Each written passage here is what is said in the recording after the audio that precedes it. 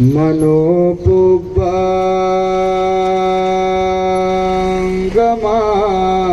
धम्मा मनोसिट्ठा मनोमया मनसाचे पदुठेन भासति वा करोति वा ततो नङ दुःखमनवेति चक्कं वा वहतो पदम् मनोपुब्बंगमा धम्मा मनोसिट्ठा मनोमया मनसाचे प्रसन्नेन भासति वा करोति वा ततो नङ सुखमनवेति छायाव अनपायिनी।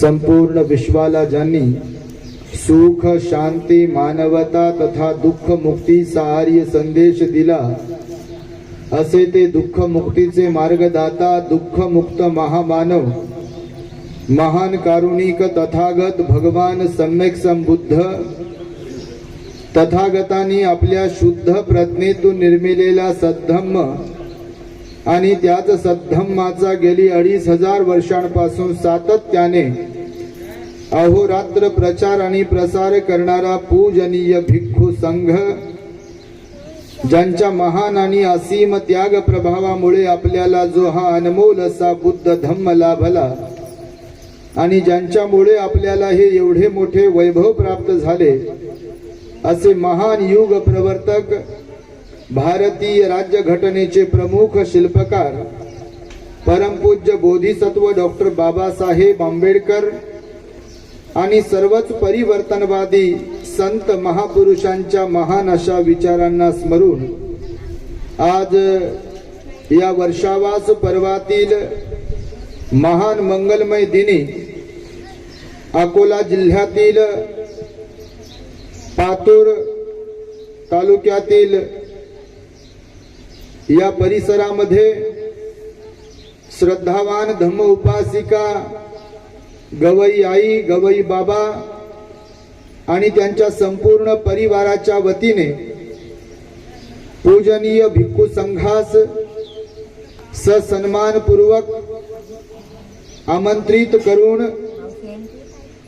सम्यक आजीविकेतून पूजनीय भिक्खू संघास अत्यंत श्रद्धापूर्वक भोजनदान काशाय वस्त्र चिवरदान परिष्कार दान फळदान अर्थदान इत्यादी दान पुण्य करून गवई परिवाराने आपल्या जीवनामध्ये परिवारीच्या सुख शांतीसाठी महान असे पुण्य संपादन केलेले आहे।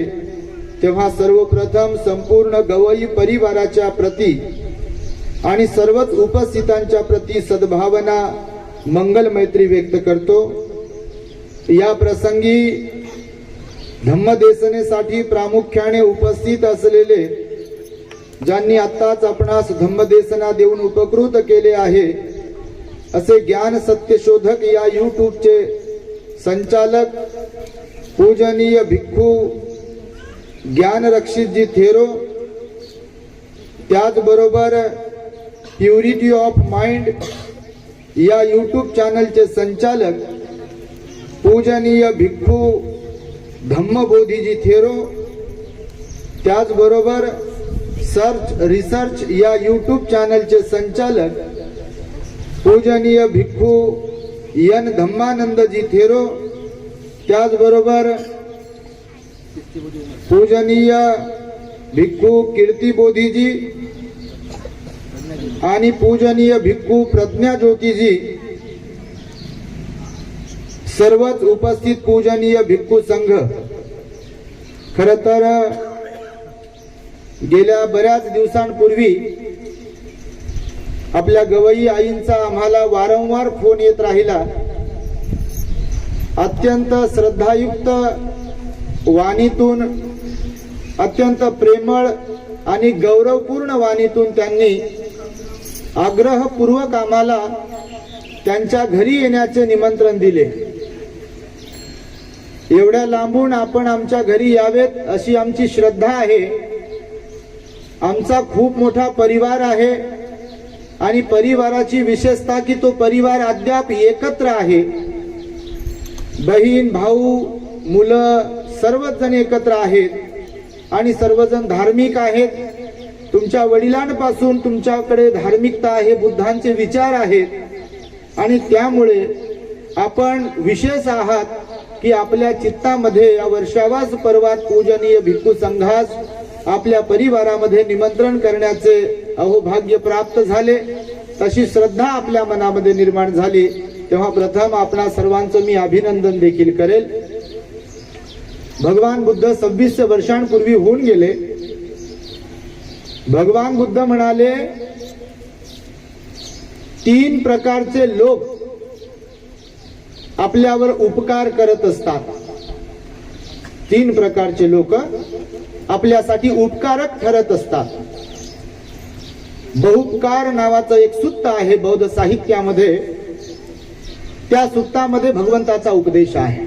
भगवान म्हणतात उपासकांना, भिक्खूंना की कायम लक्षात ठेवावे की कुणाच्या ऋणामध्ये आपण राहिलो पाहिजे, कुणाशी आपले ऋणानुबंध असले पाहिजे, कुणाला आपण कल्याण मित्र समजलं पाहिजे, कुणाचा आपण गौरव केला पाहिजे, कुणाच्या प्रती आपण श्रद्धा प्रकट केली पाहिजे.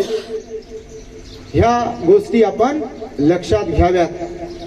भगवान म्हणतात की ज्यांच्यामुळे आपल्याला बुद्ध धम्म संघाचे दर्शन लाभले, ज्यांच्यामुळे त्रिरत्नांच्या प्रती आपल्या मनामध्ये श्रद्धा निर्माण झाली, धार्मिक भाव निर्माण झाला, शील पालन करण्याचा भाव निर्माण झाला, दान पुण्य करण्याचा भाव निर्माण झाला, ज्यांच्यामुळे मनशुद्धीकरिता ध्यान करण्याचा भाव निर्माण झाला, असे जे कोणी असतात ते बौद्ध भिक्खू असतात. आणि त्या बौद्ध भिक्खूंच्या प्रती आपण एक उपकारक त्या बौद्ध भिक्खूंना समजून कायम स्वरूपी त्यांचा आपण गौरव करत राहिलो पाहिजे. आणि असे लोक दुर्मिळ असतात की ज्यांच्यामुळे आपण त्रिरत्नांची शरण ग्रहण करत असतो. आपल्याला बिघडवणारे तर हजारो लोक आहेत, पावलो पावली भेटतात आपल्याला. इतरांची निंदा करण्यासाठी आपल्याला सहाय्यक बनणारे भरपूर लोक असतात. वाम मार्गाला लावणारे लोक भरपूर आपल्याला भेटतात. भांडणं करण्यासाठी तयार करणारे भरपूर लोक आपल्याला भेटतात. व्यसनाधीन बनण्यासाठी सहाय्यक बनणारे भरपूर लोक आपल्याला भेटतात. पण मनाला निर्मळ करणारे आणि मनाला निर्मळ करण्यासाठी निमित्त ठरणारे लोक मात्र फार दुर्मिळ असतात. आणि या जगतामध्ये बौद्ध भिक्खू संघ असा आहे ज्यांना बुद्ध पुत्र म्हटले जाते.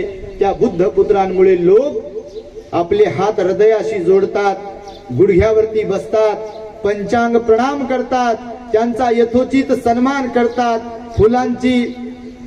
त्यांच्यावरती फुलांचा वर्षाव करतात आणि एक प्रकारे त्यांचा गौरव करतात. आणि म्हणून गौरवात पात्र बुद्ध पुत्र असतात, भिक्षू संघ असतात. आणि म्हणून भगवान बुद्ध ग्रहस्थांना, उपासकांना आणि भिक्खूंना सांगतात की कायम स्वरूपी आपण बौद्ध भिक्खूंना उपकारक समजलं पाहिजे. कारण त्यांच्यामुळे आपल्याला बुद्ध धम्म आणि संघाचे दर्शन लाभते. त्यानंतर भगवान बुद्धांनी सांगितलं की दुसऱ्या कोणत्या कारणामुळे आपण आपल्यावरती उपकार केले, उपकारक आहेत लोक असं समजलं पाहिजे. तर त्यामध्ये भगवान बुद्ध म्हणतात की ज्यांच्यामुळे आपल्याला चतुर आर्य सत्यांचे दर्शन लाभले. म्हणजे 4 आर्य सत्य ज्यांच्यामुळे आपल्याला समजले, 4 आर्य सत्यांचे दर्शन ज्यांच्यामुळे आपल्याला झाले, ते लोक आपल्यासाठी बहुपकारिक आहेत. त्यांचे अनंत उपकार आपल्यावरती आहेत. कारण त्यांच्यामुळे दुःखाचा अर्थ आपल्याला समजला, दुःखाचं कारण आपल्याला समजलं, दुःख निवारण्याचा मार्ग आपल्याला समजला आणि तो मार्ग कसा अवलंबायचा ही गोष्ट आपल्याला समजते. आणि म्हणून भगवान बुद्ध म्हणाले की दुसऱ्यांदा आपण त्यांना बहुपकारक समजलं पाहिजे की ज्यांच्यामुळे 4 आर्य सत्यांचं दर्शन आपल्याला झालंय. आम्ही आमच्या या वर्षीच्या वर्षावासामध्ये द ग्रेट हॅपीनेस या युट्यूब चॅनलच्या माध्यमातून औरंगाबाद येथील धम्मदीप बुद्ध विहारात नंदनवन कॉलनीतील महामंगल सूक्ताचा उपदेश करीत आहोत। आपण सर्वजण, मला वाटतं आई आमच्या एकही प्रवचन आई म्हणाल्या की भंतेजी जेव्हापासून चॅनलची सुरुवात केली आहे तर महामंगल सूक्त असतील, 10 पारमिता असतील, एक ना एक प्रवचन मी ऐकत आले आहे आणि म्हणून माझ्या मनामध्ये श्रद्धा निर्माण झाली आणि म्हणून मला वाटते की केव्हा केव्हा भिक्खू संघाचं दर्शन मला लाभेल आणि ज्या भिक्खूंना मी युट्यूबच्या माध्यमातून ऐकते आहे, पाहते आहे, त्यांना दान देण्याची संधी कधी मला मिळेल अशी आतुरता माझ्या मनामध्ये होती। आणि जेव्हा मी मग तारीख दिली तेव्हापासून आई सांगतात, जेव्हा जेव्हा फोन केला की माझ्या मुलाच्या लग्नात तरी एवढी मी खुश असेल की नाही सांगता येत नाही, परंतु भिक्षू संघ माझ्याकडे येणार आहे ही बातमी जेव्हा मला कन्फर्म झाली, फिक्स झाली, तेव्हापासून मी अतीव आनंदामध्ये जगते आहे। ताईच्या बाबतीतही सांगितलं आईने की ताईची तब्येत बरी नव्हती, परंतु भंतेजी आता उद्या आपल्याकडे येणार आहे असे जेव्हा समजले तेव्हा ताईची पण तब्येतीचा जो काही त्रास होता तोही कमी झाला आणि ताई पण खुश आहे। तर म्हणून भगवंताने सांगितलं आहे की 4 आर्य सत्य जे काही आहेत ते 4 आर्य सत्य आपल्याला दुःख मुक्तीकडे घेऊन जातात आणि दुःख मुक्तीकडे घेऊन जाणाऱ्या 4 आर्य सत्यांचं दर्शन ज्यांच्यामुळे आपल्याला झाले त्यांना सुद्धा आपण बहुपकारक समजलं पाहिजे, त्यांचे उपकार समजले पाहिजे, त्यांच्या ऋणांमध्ये आपण राहिलो पाहिजे, त्यांचा गौरव आपण केला पाहिजे, त्यांचा सन्मान आपण केला पाहिजे, फुलाने, पुष्पाने, धुपाने, दीपाने त्यांची आपण पूजा केली पाहिजे, त्यांना दान पुण्य केलं पाहिजे अशी भगवंताची वाणी आहे।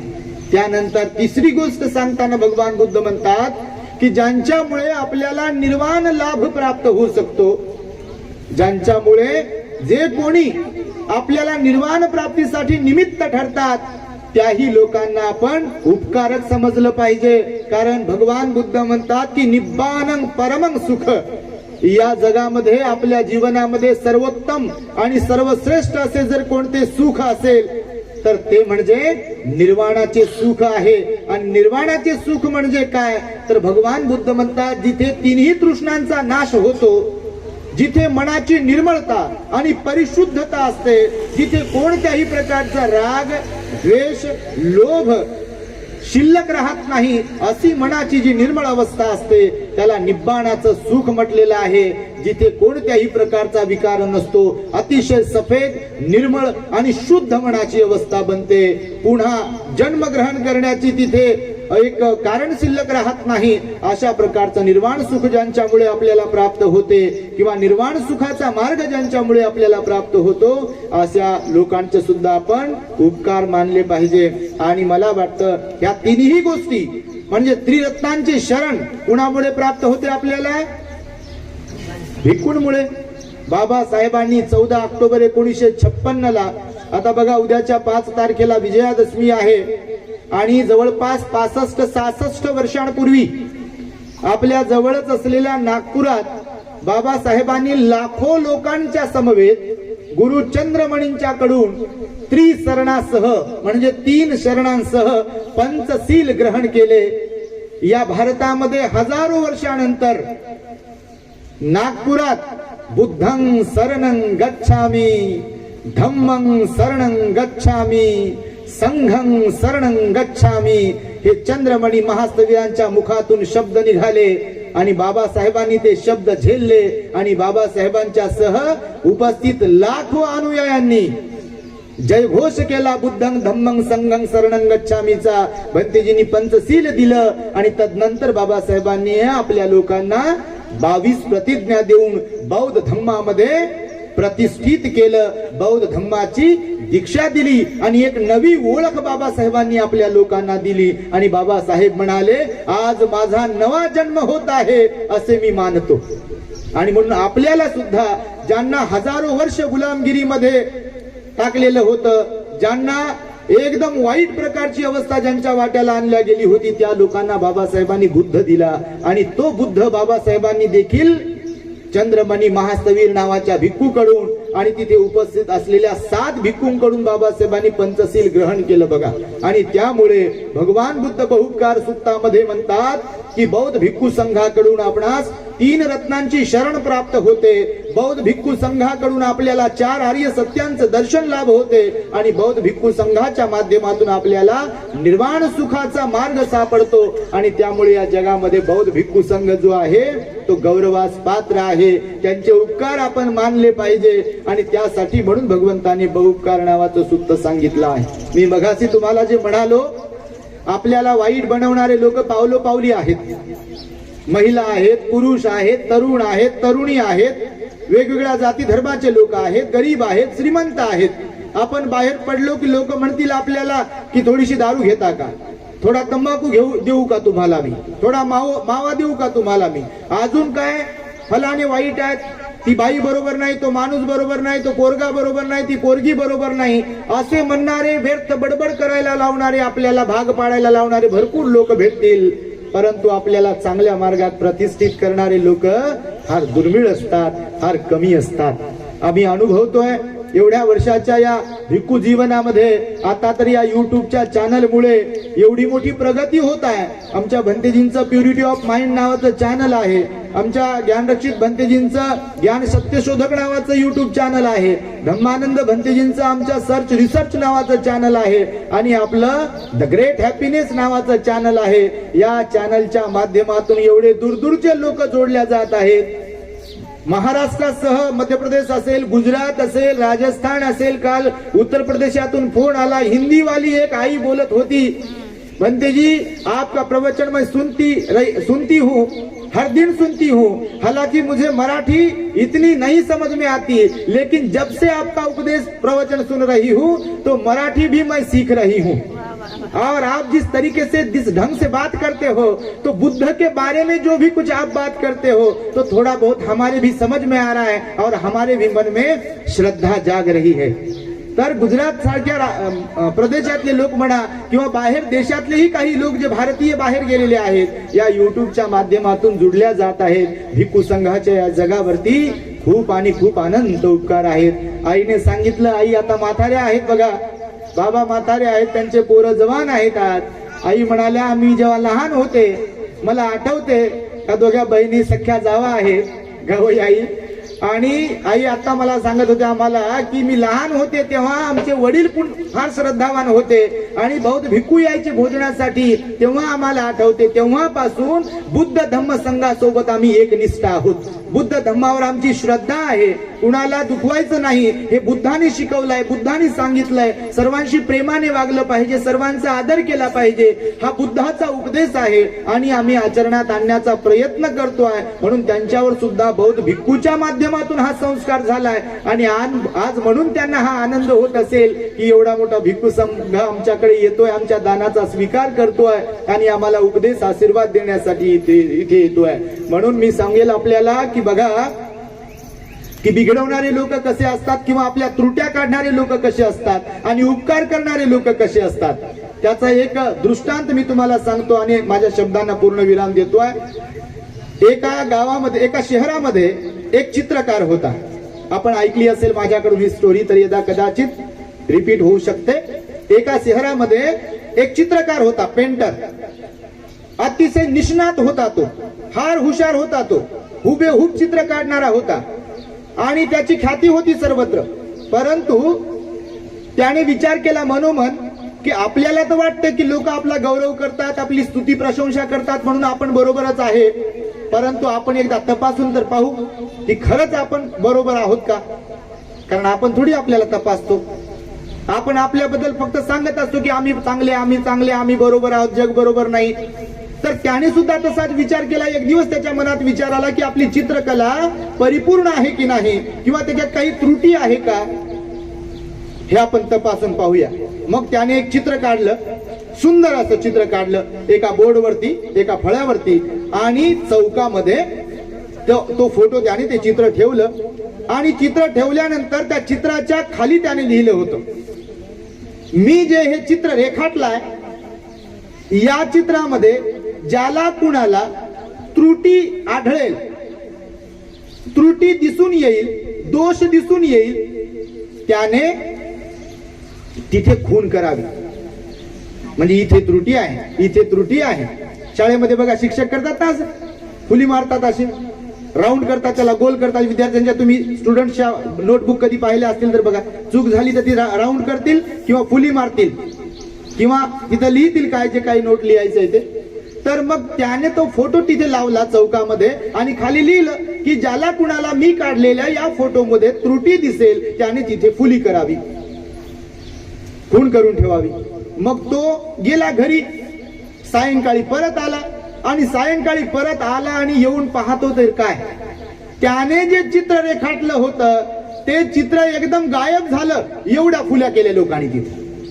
म्हणजे लोकांनी त्रुट्या एवढ्या काढल्या की त्रुटीची खूण करण्यासाठी जागा ठेवली नाही, पूर्ण त्याचं चित्रच खराब करून टाकलं. म्हणजे त्याला लक्षात आणून दिलं की ही त्रुटी आहे, ती त्रुटी आहे, ही त्रुटी आहे, ती त्रुटी आहे.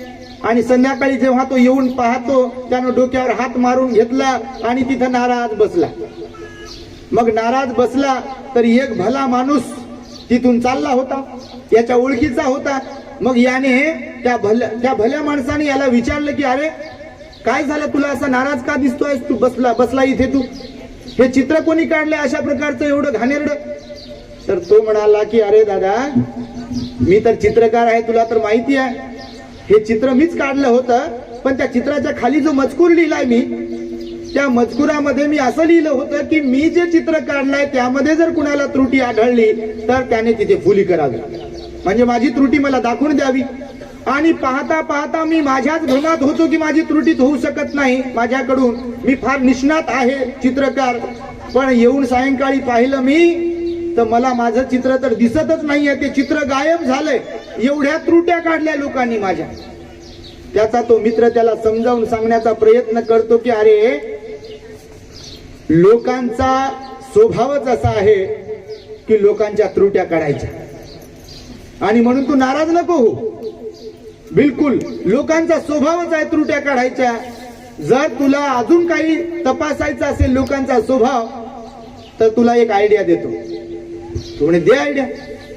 तर त्याने सांगितलं, मग त्याच्या मित्राने त्याला की उद्या पुन्हा असंच एक चित्र काढून येतो फळ्यावरती, चौकामध्ये लाव, फक्त त्याचा खालचा मजकूर जो आहे तो बदलून टाक. तुम्ही काय लिहू मजकूर? तर त्या मित्राने सांगितलं की मजकूर असा लिही की मी रेखाटलेल्या, मी काढलेल्या वरील चित्रामध्ये ज्याला कुणाला जी कोणती जिथे कुठे त्रुटी आढळून येईल, दोष दिसेल, त्यांनी ती त्रुटी दुरुस्त करावी. बघा मी काय सांगतोय बघा. काल जे चित्राच्या खाली मजकूर लिहिला होता की त्रुटी जिथे कुठे दिसेल तिथे फुली मारावी, आणि आज त्यानं लिहिलाय की ज्याला कुणाला त्रुटी दिसेल त्याने ती त्रुटी दुरुस्त करावी. मग ते फोटो लावला आणि घरी गेला. एक एक माणूस येत होता, पाहत होता, मजकूर वाचत होता आणि तो निघून जात होता. असं करता करता सायंकाळ झाली. मग सायंकाळ झाल्यावर हा आला आपल्या घरातून आणि पाहतोय तर काय, चित्र जशाच तसं होतं. त्याला कोणी स्पर्श सुद्धा केला नव्हता.